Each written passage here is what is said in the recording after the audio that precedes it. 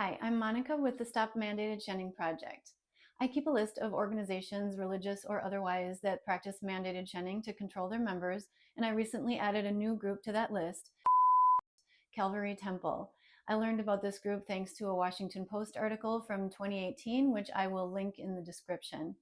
The title of the article is Exiles, and it quotes many former members who describe the requirement of banishing anyone who didn't follow church rules.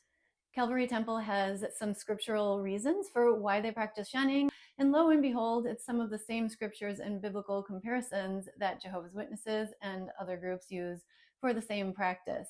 But each group, of course, only applies it to themselves specifically.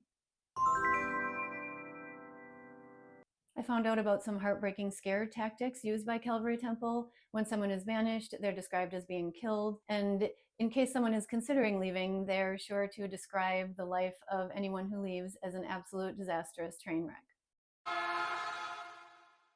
Here are some quotes from the Washington Post article that stood out to me. The pastor often quoted a Deuteronomy verse about a stubborn and rebellious son who was thrown out and stoned. We were told that since we couldn't actually take them to the gate and stone them to death, to treat our boys as if they were dead, says Michelle.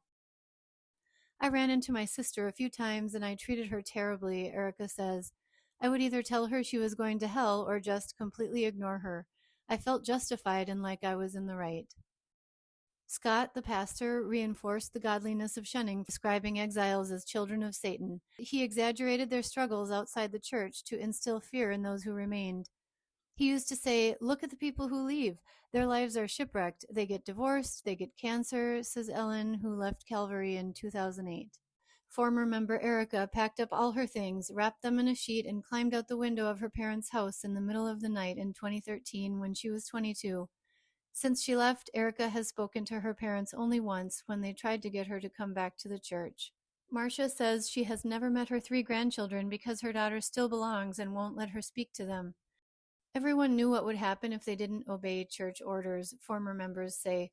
People could be put out themselves if they refused to put out a family member. Many remain scarred by their experiences.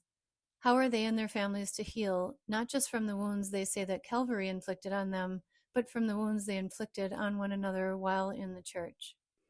Have you left a little-known group that enforces ostracism of anyone who leaves? If so, please call out the name of the group in the comments below. We'd love to know.